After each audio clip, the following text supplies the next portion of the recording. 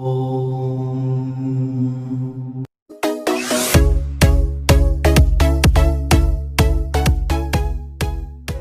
मुकुंद आप सबका स्वागत करता हूं हमारे PSRM स्टडी चैनल में। हम लोग आज करने वाले हैं क्लास 10th के इकोनॉमिक्स से मनी एंड क्रेडिट चैप्टर। आज के क्लास में हम लोग डिस्कस करेंगे loan activities of bank. Okay, loan activities of bank में हम लोग डिस्कस करेंगे कोलैटरल क्या होते हैं, टर्म्स ऑफ क्रेडिट क्या होते हैं, ठीक है, सोर्सेज ऑफ लोन या variety of sources of loan क्या क्या है, ठीक है, फॉर्मल सेक्टर और इनफॉर्मल सेक्टर में क्या डिफरेंसेज है, उनके बीच में कंपैरिजन करेंगे। ठीक है, हम लोग सबसे पहले शुरू करते हुए चलते हैं loan activities of bank. Okay, हम लोगों ने अपने पिछले क्लास में भी डिस्कस किया था कि बैंक मेनली दो तरीके के काम परफॉर्म करती है। ठीक है ना, एक बैंक क्या करती है, लोगों से जो उनकी सेविंग्स है, एक्स्ट्रा अर्निंग है, लोगों से बैंक वो डिपॉजिट के रूप में एक्सेप्ट करती है। ठीक है ना, लोग अपने पैसे को, एक्स्ट्रा इनकम को बैंक में डिपॉजिट करते हैं दो पर्पस से, एक तो सिक्योरिटी पर्पस से और दूसरा क्या होता है उनको ग्रोथ का पर्पस होता है कि बैंक में पैसा जमा भी रहेगा और पैसा ग्रो भी करेगा। ठीक है ना, दूसरा क्या देखते हैं हम लोग बैंक का फंक्शन कि वैसे लोग जिन्हें फिनेंस की ज़रूरत है, जिन्हें पैसे की ज़रूरत है, जिन्हें उधार की ज़रूरत है, वो बैंक से लोन लेते हैं। ठीक है, और बैंक क्या करती है, बैंक जो डिपॉजिट एक्सेप्ट करती है उस पर इंटरेस्ट ऑफर करती है। ठीक है ना, और जो लोग बैंक से उधार लेते हैं बैंक उस पर भी इंटरेस्ट चार्ज करती है। ओके, और वहाँ पे देखिए बैंक जितना लोन पे अपने उधार पे जितना बैंक चार्ज करती है उससे कम डिपॉजिट पे ऑफर करती है। देखिए ये बैंक है, ठीक है, और ये डिपॉजिटर है, इन्होंने क्या किया है, बैंक में पैसा जमा किया है, डिपॉजिट किया है। ठीक है ना, ये क्या है, बोरोवर है, बोरोवर क्या करेंगे, बैंक से पैसा लेंगे। ठीक है ना, अब बैंक क्या कर रही है, देखिए डिपॉजिटर ने बैंक में पैसा जमा कराया, बोरोवर ने बैंक से पैसा लिया है। ठीक है, बैंक इनको क्या देगी, इंटरेस्ट देगी, और बैंक बोरोवर से क्या लेगी, बोरोवर क्या देंगे, बैंक को इंटरेस्ट देंगे। तो ये जो बैंक है ना, ये क्या करती है, जितना डिपॉजिट पे इंटरेस्ट देती है, ठीक है, बैंक उससे ज़्यादा चार्ज करेगी आपको जो वो बैंक क्रेडिट देती है। बैंक जो बोरोवर को बोरो करती है, बैंक जो अपने पैसे उधार देती है, उस पर इंटरेस्ट रेट बैंक ज़्यादा रख सकती है। ठीक है, ये फ्लक्चुएट होते रहते हैं। तो हम लोग बस ये समझते हैं कि बैंक ना उधार पे, क्रेडिट पे ज़्यादा पैसा लेगी, बैंक क्या करेगी, जो क्रेडिट देती है उस पर इंटरेस्ट ज़्यादा चार्ज करेगी, और जो डिपॉजिट एक्सेप्ट करती है उस पर इंटरेस्ट कम देगी। ठीक है, तो ये दोनों का जो डिफरेंस होता है, जो बोरोड अमाउंट पे बैंक इंटरेस्ट चार्ज करेगी और जो डिपॉजिटेड अमाउंट पे बैंक ऑफर करेगी, इन दोनों का जो डिफरेंस होता है वही बैंक के लिए प्रॉफिट है, बैंक की इनकम है।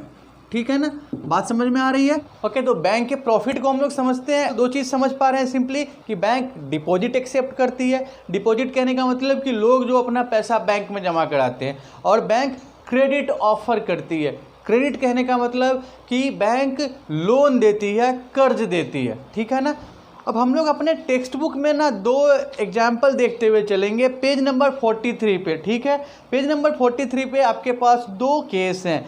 एक केस है सलीम का। ठीक है, सलीम एक शू मैन्युफैक्चरर है, सलीम को शूज की सप्लाई का ऑर्डर मिलता है। ठीक है, यानी सलीम शू प्रोड्यूस करेगा, प्रोडक्शन के लिए सलीम को पैसे चाहिए, सोर्सेज चाहिए, लेबर चाहिए, रॉ मटेरियल चाहिए। ठीक है, सलीम को जहाँ से ऑर्डर मिला है तो सलीम को वहाँ सप्लाई करने के लिए पैसे की ज़रूरत पड़ती है ताकि वो अपने लेबर को पे कर सके, वो रॉ मटेरियल खरीद सके। सलीम के पास दो ऑप्शन देखते हैं, एक तो क्या है कि जहाँ से सलीम रॉ मटेरियल लेता है, लेदर लेता है, उससे सलीम उधार ले ले। ठीक है, उससे प्रॉमिस करे कि वो लेदर सप्लाई करे, जब सलीम ऑर्डर करेगा और सलीम को पेमेंट मिलेगी तब वो अपने सप्लायर को, रॉ मटेरियल के सप्लायर को पे करेगा। एक ऑप्शन सलीम के पास ये है।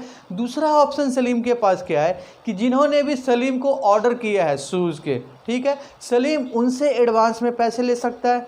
ठीक है, उनसे एडवांस में पैसे लेके सलीम प्रोड्यूस करेगा और फिर उनको सप्लाई करेगा। तो सलीम हैज़ टू ऑप्शन। वहीं हम लोग क्या देखते हैं, स्वप्ना की कंडीशन को देखते हैं। ठीक है, तो स्वप्ना की कंडीशन आप क्या देखते हैं कि स्वप्ना एक स्मॉल फार्मर है। ठीक है, वो ग्राउंड नट प्रोड्यूस करती है 3 एकड़ लैंड पे। वो ना मनी लेंडर से लोन लेती है कल्टीवेशन के लिए। उसको सपना ये सोच के लोन लेगी कि जब प्रोडक्शन अच्छा होगा, उसको सही दाम मिलेंगे तो वो लोन को रिपे कर देगी, ठीक है। लेकिन क्या होगा कि किसान की कंडीशन आप इससे समझ सकते हैं कि किसान खेती कर रहे हैं, लेकिन हो सकता है प्रोडक्शन उनके एक्सपेक्टेशन के अकॉर्डिंग नहीं हो। सपना की जो खेती है वो कीड़े लग जाते हैं, जो पेस्ट होते हैं, इसके कारण क्या होते हैं, सपना की खेती खराब हो जाती है। अब सपना को क्या करना पड़ता है, सपना को पेस्ट से बचाने के लिए, ग्राउंड नट्स को पेस्ट से बचाने के लिए पेस्टिसाइड यूज करना होगा, ठीक है। उसके बाद उसे क्या चाहिए, उसके लिए पैसा चाहिए। सपना वो पैसा कहाँ से लेगी, सपना वो पैसा किसी मनी लेंडर से लेती है, ठीक है। और मनी लेंडर के से लेने पे मनी लेंडर क्या करेंगे, इंटरेस्ट चार्ज करेंगे। और देखिए मनी लेंडर से इंटरेस्ट चार्ज करेंगे, जो सपना के कंडीशन में हम क्या देखेंगे कि सपना एक ना डेट ट्रैप में फंसती चली जाएगी, ठीक है। प्रोडक्शन उसका इतना अच्छा होता नहीं कि वो लोन रिपे करेगी, और लोन का जो बर्डन है उसके ऊपर बढ़ता चला जाएगा। तो हम लोग ये दो कंडीशन देख रहे हैं, स्वप्ना और सलीम का, ठीक है। इन दोनों कंडीशन को देखने के बाद हम ये समझ सकते हैं कि क्रेडिट जो है वो हेल्प भी कर सकता है प्रोडक्शन में, ठीक है। क्रेडिट क्या है, वो प्रॉब्लम में भी डाल सकता है। सलीम के केस में क्या है, सलीम को क्रेडिट मिलेगा, सलीम ने प्रोड्यूस करके सप्लाई कर दिया, सलीम को प्रॉफिट हो गया।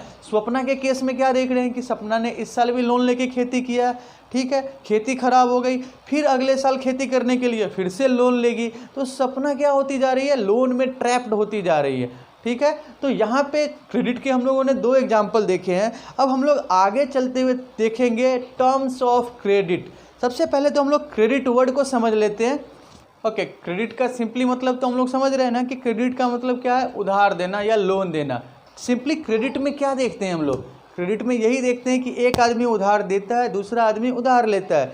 जो उधार देता है वो क्या है, लेंडर है या क्रेडिटर है, ठीक है। और जो उधार लेता है वो क्या है, वो बोरोवर है, जो बोरो करता है, ठीक है ना। तो यहाँ पे लेंडर और बोरोवर के बीच में क्या रिलेशन है, लेंडर बोरोवर को मनी दे रहा है, ठीक है। बोरोवर जो मनी ले रहा है वो ये प्रॉमिस करता है कि फ्यूचर में वो जो बोरोड अमाउंट है, जो उधार लिया हुआ पैसा है, वो लेंडर को वापस करेगा। और लेंडर उस सर्विस के एक तरीके से फाइनेंशियल सर्विस दे रहा है ना, लेंडर जो उधार दे रहा है, तो उस सर्विस के बदले में बोरोवर क्या करेगा, एक्स्ट्रा अमाउंट पे करेगा, जिसको हम लोग इंटरेस्ट समझते हैं। और इंटरेस्ट की रेट डिसाइड कौन करेंगे, ये लेंडर और बोरोवर के बीच का म्यूचुअल एग्रीमेंट होगा, ठीक है ना। तो आप सिंपली कह सकते हैं ना कि credit is an agreement between lender and borrower in which lender lends money and borrower makes promise to repay that borrowed amount in future at a certain rate of interest, ठीक है ना।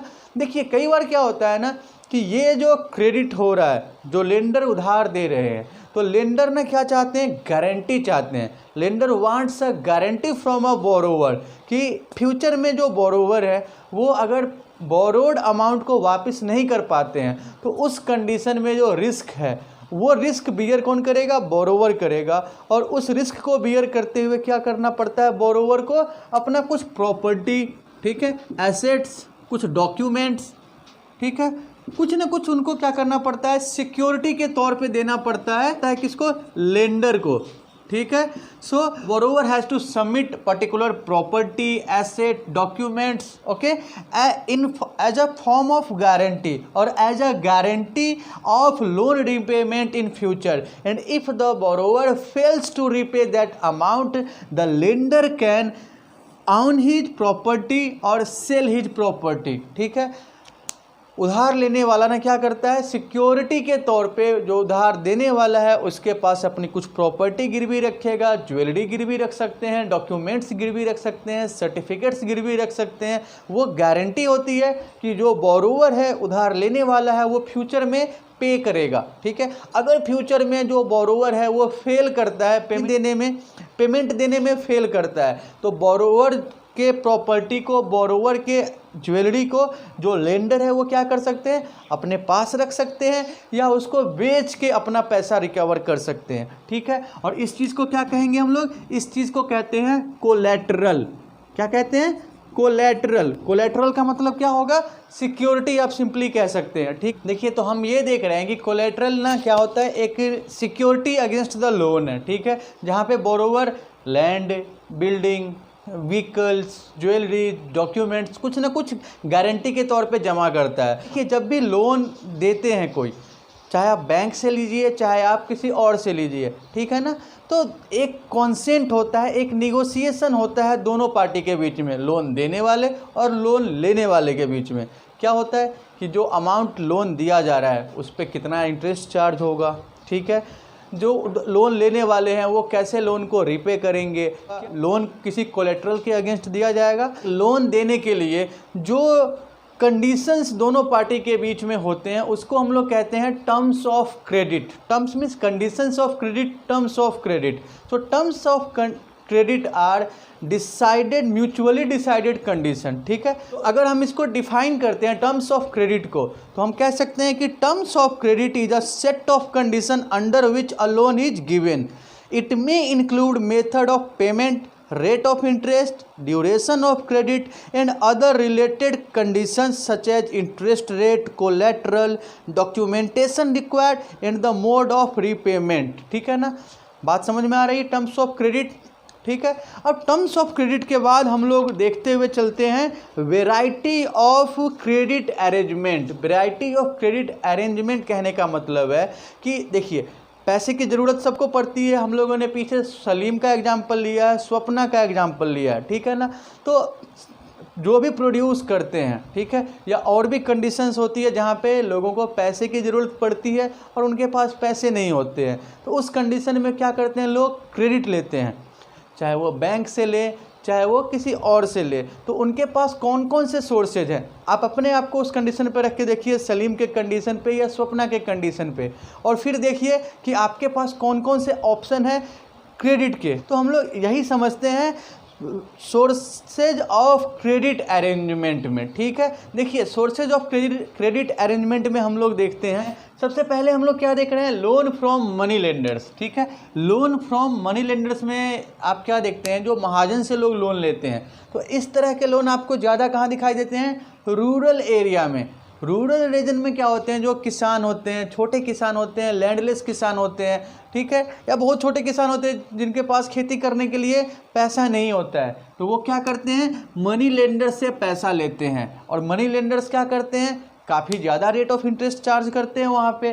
तो एक तो हम लोग देख रहे हैं रूरल साइड में कि मनी लेंडर से आप क्रेडिट ले सकते हैं, तो एक सोर्स तो आप ये देखते हैं। सेकंड सोर्स आप देख रहे हैं लोन फ्रॉम ट्रेडर्स, ठीक है।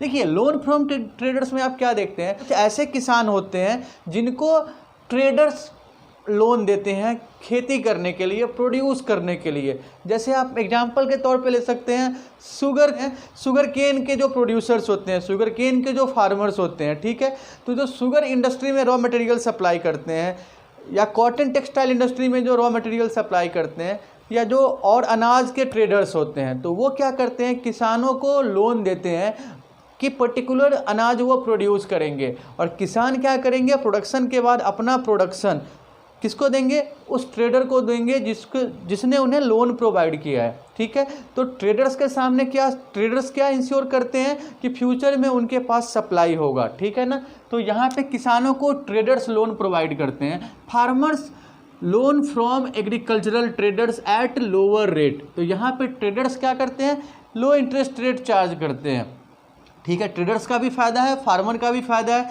कि फार्मर को ज़्यादा इंटरेस्ट नहीं देना पड़ता है। ट्रेडर्स को क्या है कि ट्रेडर्स को प्रोडक्शन मिलेगा, जिस चीज़ में ट्रेडर्स ट्रेड कर रहे हैं, ठीक है, तो वो चीज़ उनको फ्यूचर में मिलेगा, वो फ्यूचर में उसकी सप्लाई श्योर कर रहे हैं, ठीक है। उसके बाद हम क्या देखते हैं, loan from banks. Loan from banks में जो मीडियम और लार्ज साइज के फार्मर है वो कहाँ से लोन लेना प्रेफर करते हैं, बैंक से लोन लेना प्रेफर करते हैं। आपको पता है बैंक में टर्म्स एंड कंडीशन काफ़ी अच्छे से डिफाइंड होते हैं, लो इंटरेस्ट रेट है, साथ ही साथ बैंक में कई बार क्या होता है, कोलेट्रल भी देना पड़ता है। तो ये किसान है जो कोलेट्रल दे सकते हैं, बिल्कुल छोटे किसान नहीं दे सकते हैं। तो ये जो किसान जो कोलेट्रल दे सकते हैं, ठीक है, वो प्रेफर करते हैं बैंक से लोन लेना। तो लोन फ्रॉम बैंक्स में हम लोग क्या देखते हैं, medium and large farmers that take loan at low interest rate and at easy repayment terms. Bank से फ़ायदा दो है कि एक तो इंटरेस्ट रेट कम है और दूसरा क्या है, रीपेमेंट टर्म्स जो है वो काफ़ी अच्छे से वेल डिफाइंड है। उसके बाद हम लोग क्या देखते हैं, लोन फ्रॉम एम्प्लॉयर्स। देखिए कई बार जो किसान होते हैं, लैंडलेस फार्मर या छोटे फार्मर, वो दूसरे के लैंड में काम करते हैं, ठीक है। उन्हें अगर पैसे की ज़रूरत होती है तो जिसके लिए वो काम करते हैं उससे वो पैसे ले लेते हैं, ठीक है। यही चीज़ ना आप और जगह देख सकते हैं, जहाँ आप जॉब कर रहे हैं तो आप उस कंपनी से उधार ले सकते हैं, ठीक है। जिस ऑफिस में आप जॉब कर रहे हैं वहाँ से उधार ले सकते हैं। उसके बाद loan from cooperatives. Cooperatives word हम लोग समझते हैं कि यहाँ पे क्या है, जैसे कोऑपरेटिव सोसाइटी की ही बात करते हैं, ठीक है। तो किसानों को कोएर्सन से बचाने के लिए, एक्सप्लॉयटेशन से बचाने के लिए क्या करेंगे, लोगों ने मिलकर अपना कोऑपरेटिव खोल लिया। अब जिसे पैसा चाहिए वो उसको लोन प्रोवाइड करेंगे और रेट ऑफ इंटरेस्ट यहाँ पे कम रखेंगे, ठीक है ना।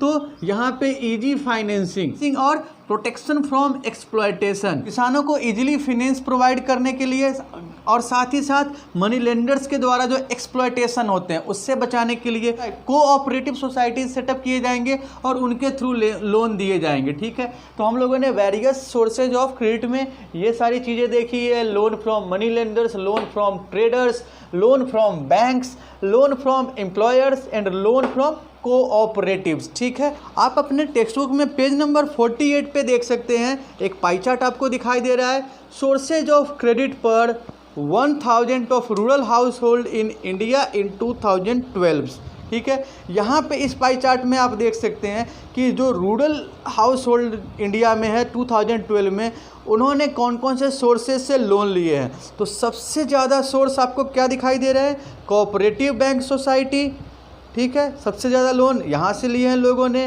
रिलेटिव एंड फ्रेंड से 8% है, अदर नॉन इंस्टीट्यूशनल एजेंसी से 2% आप देख रहे हैं, गवर्नमेंट से 1% देख रहे हैं, लैंडलॉर्ड से 1% देख रहे हैं, और सबसे ज़्यादा जो लोन है वो मनी लेंडर से लिया है लोगों ने, ठीक है। यानी एक कंसर्न, एक ना सीरियस कंसर्न है कि अभी भी रूरल इंडिया में जो लोग हैं, जो किसान हैं, वो अभी भी लोन के लिए मनी लेंडर्स पे डिपेंडेंट है, मनी लेंडर पे फुल्ली डिपेंड है। और जब वो मनी लेंडर से लोन लेंगे तो उनका एक्सप्लॉयटेशन भी काफ़ी ज़्यादा होगा। क्यों ज़्यादा होगा, क्योंकि वहाँ पे रेट ऑफ इंटरेस्ट बहुत ज़्यादा होते हैं, और जब रेट ऑफ इंटरेस्ट बहुत ज़्यादा होंगे तो किसानों का जो प्रॉफिट है वो मिनिमम हो जाएगा, क्योंकि अपने प्रॉफिट में से ही उन्हें इंटरेस्ट देना पड़ता है। तो ज़रूरत ये है कि ये जो मनी लेंडर पे लोन की डिपेंडेंसी है उसको मिनिमाइज किया जाए। किसान फॉर्मल सेक्टर से लोन ले, किसान बैंक से लोन ले,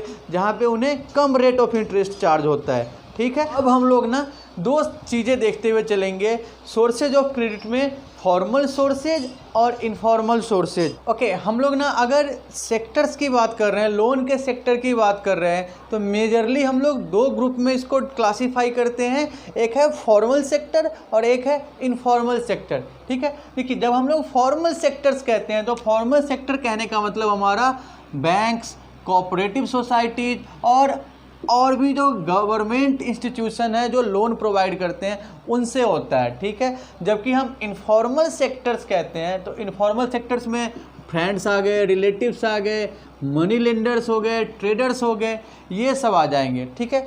देखिए, सिंपली फॉर्मल कहने का मतलब जहाँ पे डॉक्यूमेंटेशन प्रॉपर हो, काम जो हो वो वेल डिफाइंड तरीके से हो, ऑफिशियली हो, फॉर्मली हो, ठीक है ना, जहाँ पे टर्म्स एंड कंडीशन डिफाइंड होंगे, कुछ रूल्स एंड रेगुलेशन फॉलो होंगे, तो वो सभी चीज़ें फॉर्मल में आ जाएंगी। जबकि इनफॉर्मल में क्या होगा, कोई भी terms and condition well defined नहीं होगा, कोई रूल्स एंड रेगुलेशन प्रॉपरली वहाँ पे नहीं होगा, ठीक है। यहाँ पे इंडिविजुअल रिलेशन ज़्यादा मायने रखता है। तो जो फॉर्मल सेक्टर्स होते हैं ना, उनके ऊपर क्या होंगे, देखिए, फॉर्मल और इनफॉर्मल। फॉर्मल और इनफॉर्मल में हम क्या देख रहे हैं कि अगर जो फॉर्मल सेक्टर्स हैं उनके ऊपर रूल्स एंड रेगुलेशन काफ़ी ज़्यादा अप्लाई होंगे गवर्नमेंट के, इनफॉर्मल सेक्टर पे कोई रूल्स एंड रेगुलेशन नहीं अप्लाई होंगे, ठीक है। जो फॉर्मल सेक्टर्स हैं, अगर आप टर्म्स क्रेडिट या अगर आप वहाँ पे इंटरेस्ट रेट की बात करते हैं, ठीक है ना, तो फॉर्मल सेक्टर्स पे क्या होगा, फॉर्मल सेक्टर से जो आप लोन लेते हैं तो वहाँ पे इंटरेस्ट रेट कम होगा। इनफॉर्मल सेक्टर में क्या होगा, इंटरेस्ट रेट काफ़ी ज़्यादा होगा, ठीक है। फॉर्मल सेक्टर्स में क्या होगा, एक्सप्लॉयटेशन की अगर आप बात करते हैं, ठीक है, तो ये एक्सप्लॉयटेशन यहाँ पे नहीं होता है, ठीक है। जो लोन लेते हैं उनका एक्सप्लॉयटेशन नहीं होगा, लेकिन यहाँ जो लोन लेते हैं वो डेट ट्रैप में फंस जाते हैं। डेट ट्रैप कहने का मतलब हमारा ऐसा सिचुएशन से है जहाँ पे एक कर्ज को चुकाने में एक छोटा किसान या जो लोन लेने वाला है वो अनेबल होता है, और एक कर्ज को चुकाने के लिए उसे और ज़्यादा कर्ज लेना पड़ता है, और वो धीरे धीरे क्या होता है, कर्ज के जाल में फंसता चला जाता है। So debt trap is a situation in which a person is unable to repay the loan, and to repay the loan he has to borrow more money from other sources. ठीक है ना। So that condition is understood as debt trap. तो यहाँ पे देखेंगे formal sectors में exploitation नहीं होता है, तो यहाँ पे डेट ट्रैप में नहीं फंसेंगे, लेकिन इनफॉर्मल सेक्टर्स में एक्सप्लॉयटेशन होता है। जनरली जो यहाँ से लोन लेते हैं वो धीरे धीरे डेट ट्रैप में फंस जाते हैं। तो आप कह सकते हैं ना कि जो फॉर्मल सेक्टर से जो लोन लेते हैं तो कॉस्ट ऑफ क्रेडिट भी यहाँ पे कम है।